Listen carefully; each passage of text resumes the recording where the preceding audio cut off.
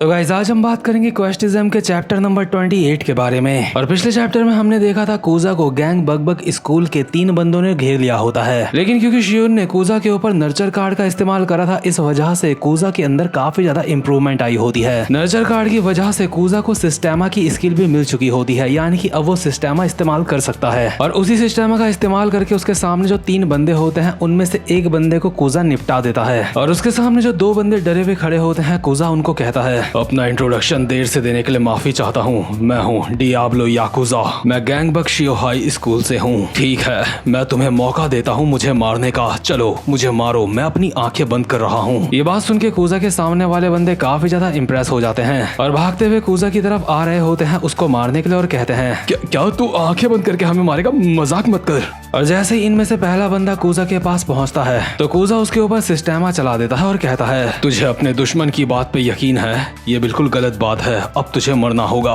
तुझे अपनी दुश्मन की बात पे यकीन नहीं करना चाहिए, क्या ये भी मुझे तुझे सिखाना पड़ेगा? कूजा ने अभी इस बंदे की हालत खराब कर दी होती है और अपने मन में बोल रहा होता है, जिंदगी में पहली बार मेरे अंदर इतना ज्यादा आत्मविश्वास आ रहा है। इतने में ही दूसरा बंदा बहुत ही स्पीड में आता है और कूजा के चेहरे में एक मुक्का मार देता है और कहता है, तुझे पता भी है आखिर तू अभी कहाँ खड़ा है? तू हमारे इलाके में खड़ा है। लेकिन क्योंकि कूजा की एंड्योरेंस B लेवल की होती है, इसलिए वो इस मुक्के को झेल लेता है। पर उसके बावजूद भी अपने मन में बोल रहा होता है, इससे बिल्कुल वैसा ही दर्द हो रहा है जैसा तब होता था जब मैं लोगों की मार खाता था। यानी कि कूजा को मार खाने की आदत हो चुकी होती है। और इसी के साथ कूजा इस वाले बंदे के ऊपर भी सिस्टेमा चला देता है। इन दोनों बंदों को जमीन में सुलाने के बाद कूजा कहता है, मैंने तुम्हें पहले ही कहा था मैं गैंग बग शियोहाई स्कूल का डियाब्लो याकुजा हूँ। लगता है ये मेरी एक कामयाब शुरुआत है। इसके बाद सीन शिफ्ट होता है और हम देखते हैं उस समय का सीन जिस वक्त कूजा सुयोन लोगों के साथ होता है। और युनडोंग बहुत ही एक्साइटेड होकर कूजा को बोल रहा होता है, मुझे यकीन नहीं होता आपने उन सबको अकेले ही हरा दिया। याकुजा सेनपाई,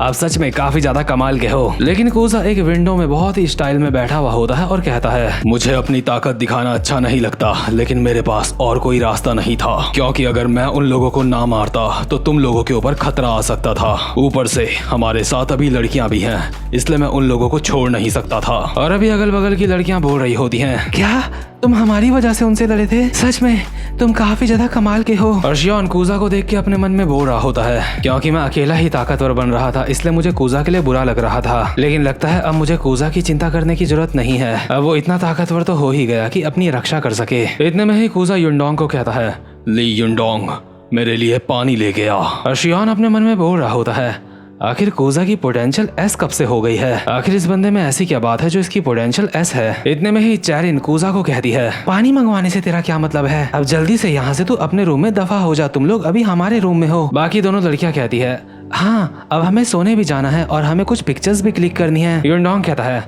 बहुत ज्यादा दुख की बात है कि ये सिर्फ एक रात की नाइट ट्रिप है। ठीक है, उम्मीद करता हूँ कि आपकी रात अच्छी जाए। शियोन भी यहाँ से जाते हुए कहता है, हाँ चलो सोने चलते हैं, तुम लोगों से अब कल मुलाकात होगी। और जैसे ही लौंडे यहाँ से चले जाते हैं तो चैरिन बेक लोग अपने कपड़े बदलने लगते हैं और चैरिन बोल रही होती है, हाँ मैं कंफर्टेबल कपड़े अपने साथ लेके आई हूँ, क्या तुम लेके आए हो? ये लड़कियां अभी अपने अपने कपड़े बस उतारने ही वाली होती है। इतने में ही शुयून की आवाज इन्हें सुनाई देती है। शुयून कहता है, हाँ मैं भी अपने साथ टैंक टॉप लेके आया हूँ। यानी कि शुयून हरामजादा अब भी यहाँ से गया नहीं होता, इसलिए चैरिन एक रैप्टा घुमा के मारती है शुयून के और कहती है, हरामजादे आखिर तू यहाँ से जा क्यों नहीं रहा है? शुयून कहता है, मैं तो बस ये सोच रहा था कि। लेकिन ये लड़कियां शुयून की बात नहीं सुनती और उसे कमरे से बाहर कर देती हैं और कहती हैं, यहाँ से दफा हो जा। और शुयून अपने मन में बोल रहा होता है, ये मामला सच में काफी ज्यादा नजदीकी था।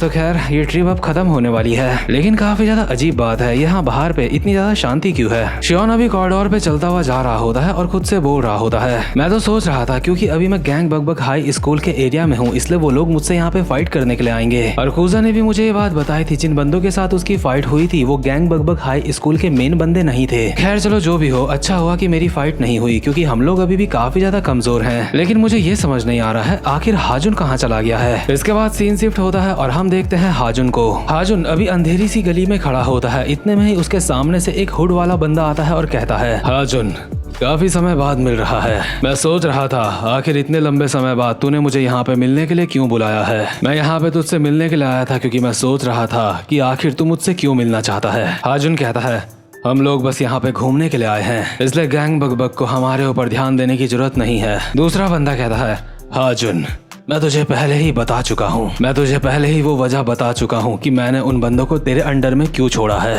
मैंने उन्हें तेरे अंडर में इसलिए छोड़ा है क्योंकि वो जब मर्जी तुझसे मदद मांग सकते हैं। और इस बार मैं तुझसे एक और बात कहना चाहता हूँ, जब तू मुझसे बात करता है तो अपने हाथ जेब से निकाल के बात करा कर। और ये बात ये बंदा हाजुन के कंधे में हाथ रख के बोल रहा होता है। और ये बंदा और कोई नहीं बल्कि gang bug bug high school का नंबर 1 का बंदा होता है, यानी कि उनका लीडर। इस बंदे का हाजुन के साथ क्या रिश्ता है, अब तक ये हाजुन के साथ क्या बात कर रहा था, हमें कुछ भी क्लियर नहीं है। लेकिन इस बंदे को देख के ऐसा लगता है कि ये हाजुन को काफी अच्छी तरह से जानता है। और लास्ट में ये बंदा हाजुन को कहता है, हाजुन को अब तू यहाँ से जा सकता है। इसके बाद सीन शिफ्ट होता है और हम देखते हैं शुयून अपने घर पहुंच चुका होता है। और जैसे ही वो अपने घर के अंदर एंटर करता है तो उसके सामने उसकी मदर और उसकी बहन बैठी हुई होती है। शुयून की मदर उसको देखते ही साथ कहती है, तो बेटा तुम घर आ गए? हाँ, तुम पूरे 2 दिन और 1 रात के लिए वहाँ पे रुके थे, तुम्हें काफी दिक्कत हुई होगी है ना? शुयून कहता है, हाँ आपकी बात तो बिल्कुल सही है। इतने में ही डेयुन एक्साइटेड होके कहती है, हे शुयून, आखिर वो जगह कैसी है?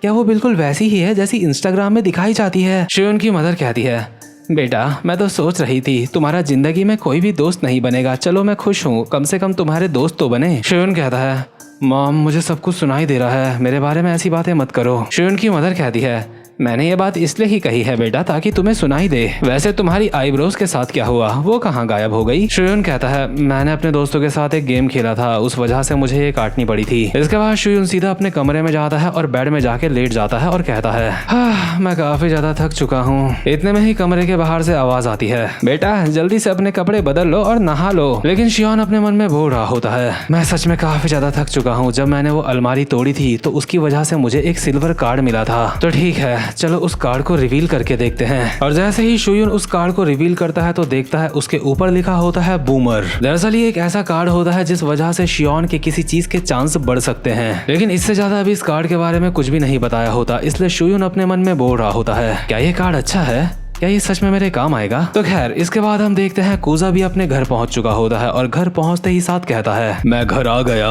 कूजा के घर आते ही उसके फादर उसको कहते हैं, तो मेरे गुकचा, तो तुम फाइनली घर आ चुके हो? हाँ, क्या सब कुछ ठीक है? सब कुछ कैसा रहा? कूजा अपने डैड को सीधा कह देता है, डैड ट्रिप में मेरी फाइट हुई थी और मैंने महसूस करा मैं अपनी बॉडी को जिस तरह से मूव करना चाहता हूँ मेरी बॉडी उस तरह से मूव कर रही थी। मुझे ऐसा महसूस हो रहा था जैसे मैंने अपने अंदर की किसी चीज को जगा दिया है। मुझे समझ नहीं आ रहा है आखिर मेरी बॉडी के अंदर जो चीज चल रही है वो क्या थी। डैड मुझे सच बताओ, क्या आप सच में एक नॉर्मल वर्कर हो जो एक कंपनी में काम करते हो? फादर मुझे सच जानना है, आखिर आप असल में हो कौन? आखिर मेरे अंदर इतना बदलाव कैसे आया? गुकजा के फादर बहुत ही सीरियस होके कहते हैं, गुकजा ये बिल्कुल सच बात है, मैं एक नॉर्मल ऑफिस वर्कर हूँ और एक्चुअली बात ऐसी है। इतने में ही कूजा की मदर यहाँ पे आती है और उसके फादर के कंधे में एक रैपट मार के कहती है, हे आखिर तुम क्या कर रहे हो, जल्दी से खाना खाने आओ। कूजा के फादर कहते हैं, मुझे माफ कर दो क्योको-चान। और गाइस मुझसे कोई पूछ रहा था कि कूजा और हमारे गन यामाजाकी का क्या रिलेशन है। तो देखो वैसे मैंने क्वेश्चनिज्म ज्यादा तो अभी नहीं पढ़ी है, लेकिन मुझे सुनने में आया है कि कूजा की मदर यामाजाकी क्लैन का कभी हिस्सा हुआ करती थी। लेकिन इस चीज के बारे में हम आगे चल के ठीक से एक्सप्लोर करेंगे। तो खैर इसके बाद सीन शिफ्ट होता है और हम देखते हैं शुयून के स्कूल का सीन, जहाँ पे 2 लड़कियां आपस में बात करते हुए बोल रही होती हैं, हे क्या तुमने उस बारे में सुना?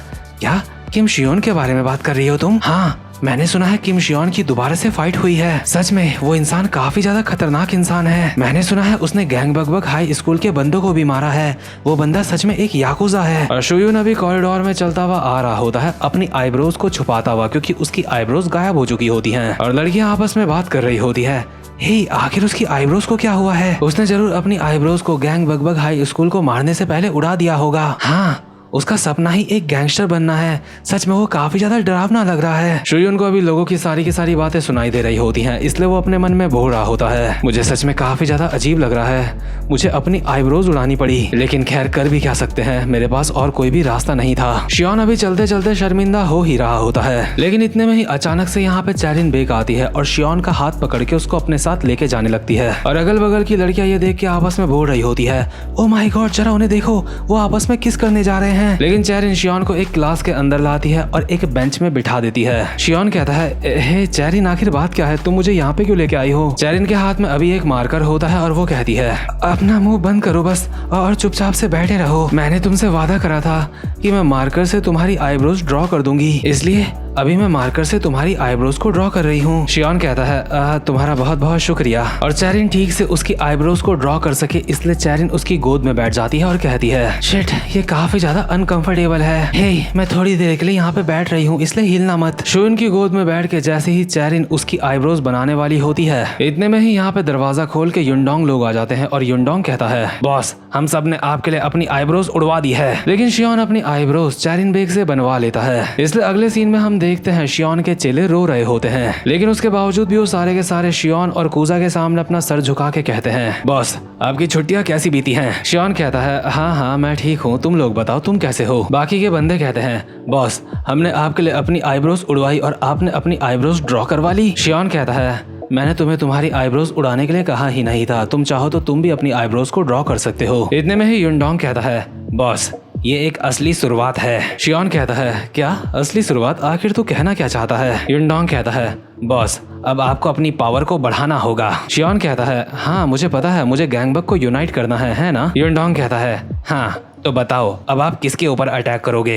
इतने में ही शियोन के सामने क्वेस्ट विंडो ओपन होती है जिसमें उसके पास आता है एक मेन क्वेस्ट, और मेन क्वेस्ट में मिलते हैं उसे 3 क्वेस्ट जिनमें से उसे सिर्फ एक ही पूरा करना होता है। यानी कि वो बाकी के 2 क्वेस्ट को पूरा नहीं कर पाएगा, उसे सिर्फ एक ही चूज करना होता है। इनमें से एक होता है गैंगबग हाई स्कूल के ऊपर अटैक करना, जिसके रिवॉर्ड के तौर पे मिल रहा होता है उसे प्लेटिनियम कार्ड। दूसरा होता है गैंगबग नैम हाई स्कूल के ऊपर अटैक करना, जिसके लिए उसे मिल रहा होता है गोल्ड कार्ड। तीसरा होता है गैंगबग डोंग हाई स्कूल के ऊपर अटैक करना, जिसके लिए उसे मिल रहा होता है सिल्वर कार्ड। शियोन इस क्वेस्ट को देख के अपने मन में बोल रहा होता है तो मुझे इस तरह से भी क्वेस्ट मिल सकते हैं। सच में ये चुनना कि मुझे कौन सा वाला चुनना है ये काफी ज्यादा मुश्किल है, क्योंकि इन सब में अलग अलग रिवॉर्ड्स हैं। लेकिन अगर ठीक से देखा जाए तो मुझे किसके ऊपर अटैक करना चाहिए? चलो सबसे पहले अपने स्कूल के बाकी के स्कूल के साथ रिलेशनशिप चेक करते हैं। अगर मैं गैंगबग डॉग हाई स्कूल की बात करूँ जिसमें हान जेहा है, तो उनसे मेरे रिश्ते इतने ज्यादा अच्छे नहीं है, और क्योंकि हान जेहा एक तरीके से मेरा दुश्मन है, क्या उसके ऊपर अटैक करना सही होगा? लेकिन उसके स्कूल के ऊपर अटैक करने के सिर्फ मुझे एक सिल्वर कार्ड मिल रहा है। इसके बाद आता है गैंगबग नैम हाई स्कूल, और उस स्कूल का लीडर है कैंग शियोक, और उसके साथ मेरी अच्छी खासी बातचीत है, उससे मेरी कोई दुश्मनी नहीं है। लेकिन उसके स्कूल में अटैक करने से मुझे एक गोल्ड कार्ड मिल सकता है, जो इतनी बुरी डील नहीं है। लेकिन अगर मैंने उसके ऊपर अटैक करा तो हान जेहा पीछे से मेरे स्कूल के ऊपर अटैक कर सकता है। और अगर सच में मुझे एक अच्छा रिवॉर्ड चाहिए तो मुझे लगता है मुझे गैंगबग हाई स्कूल के ऊपर अटैक करना चाहिए, क्योंकि उसका रिवॉर्ड है एक प्लेटिनियम कार्ड। लेकिन क्या गैंगबग हाई स्कूल के ऊपर अटैक करना सुरक्षित होगा?